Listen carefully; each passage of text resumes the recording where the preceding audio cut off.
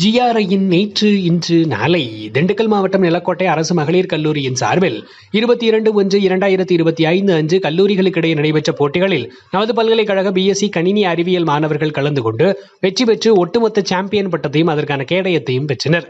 வெற்றி பெற்ற மாணவர்களை கணினி அறிவியல் துறை தலைவர் பேராசிரியர் டாக்டர் கலாவதி மற்றும் பேராசிரியர்கள் வாழ்த்தினர்.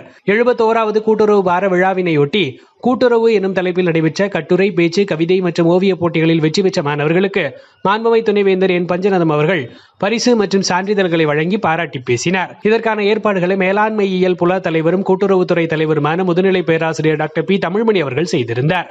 22/1/2025 அன்று கொங்குநாடு குழும பள்ளிகளின் ஒத்துழைப்பில் வேலைவாய்ப்பு நேர்காணல் முகாம் நமது பல்கலைக்கழக வளாகத்தில் நடைபெற்றது. இதில் இளநிலை, முதுநிலை, இறுதியாண்டு மாணவர்கள் திரளாக பங்கேற்றனர். இந்த நேர்காணலில் 10 மாணவர்கள் வேலைவாய்ப்பிற்கான ஆணையை பெற்றனர்.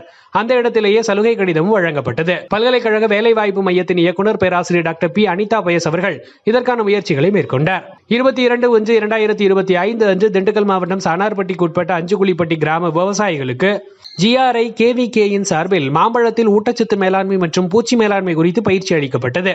இதில் ஏராளமான விவசாயிகள் பங்கேற்று பயன்பெற்றனர். முதுநிலை உணவு அறிவியல் மற்றும் ஊட்டச்சத்தியல் மாணவர்களும் இளநிலை மனையியல் 2ஆம் ஆண்டு மாணவர்களும் ரெட்டியார் சத்திரத்தில் உள்ள பழங்கள் மற்றும் காய்கறிகளுக்கான சிறப்பு மையத்தை பார்வையிட்டனர். இதன் மூலம் வேளாண் பொருள் சார்ந்த பல்வேறு தொழில்நுட்பங்கள் மற்றும் மதிப்பு கூட்டு முறைகள் குறித்து மாணவர்கள் அறிந்து கொண்டனர். மனையியல் துறை பேராசிரியர்கள் doctor S Vijayanjali, doctor R Sahul Hameed இருவரும் மாணவர்களை ஒருங்கிணைத்து இந்த நிகழ்வினை வழிநடத்தினர். நமது பல்கலைக்கழக தமிழ் துறையின் சார்பில் ஜனவரி 24, 25 தேதிகளில் தமிழ் இணையம் 2024 மாநாடு நிகழ்வு நடைபெறுகின்றது.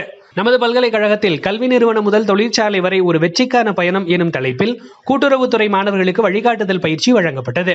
இதில் 150க்கும் மேற்பட்ட மாணவர்கள் பங்கேற்று பயிற்சி பெற்றனர். இந்த பயிற்சியினை என்எல்சியின் மேனாள் நிர்வாக இயக்குனரும் நமது பல்கலைக்கழக தகைசால் தொழில் பயிற்சி பேராசிரியருமான திரு சண்முக சுந்தரம் அவர்கள் வழங்கினார்.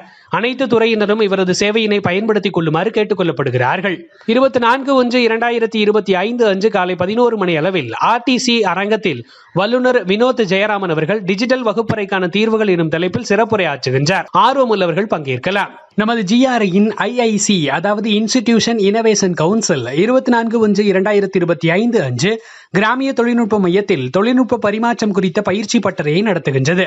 நமது மாணவர்கள் பங்கேற்குமாறு கேட்டுக் கொள்ளப்படுகின்றார்கள். செய்தி ஒருங்கிணைப்பு முதுநிலை பேராசிரியர் ஓ முத்தையா, இயக்குனர் பல்கலைக்கழக கருத்துரு மையம், செய்தி வாசிப்பாளர் மா சதீஷ்குமார் இயற்பியல் துறை, ஒலிக்கலவை வெங்கடேஷ் வாழ்நாள் கல்வித்துறை. உங்கள் துறை செயல்பாடுகளும் இதில் இடம்பெற வேண்டுமா? நமது centre for public image building CPIB வாட்ஸ்அப்பில் நிகழ்வுகளை பதிவேற்றம் செய்யவும். நன்றி.